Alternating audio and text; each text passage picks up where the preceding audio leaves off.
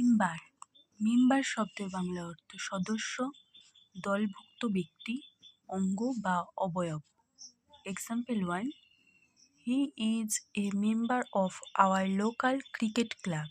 He is a member of our local cricket club. সে আমাদের স্থানীয় ক্রিকেট ক্লাবের একজন সদস্য। Second example, There are 5 members in my family.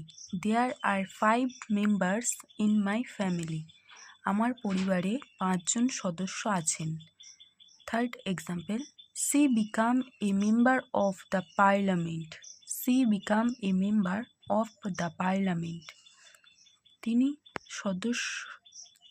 তিনি সংসদের একজন সদস্য হয়েছিলেন।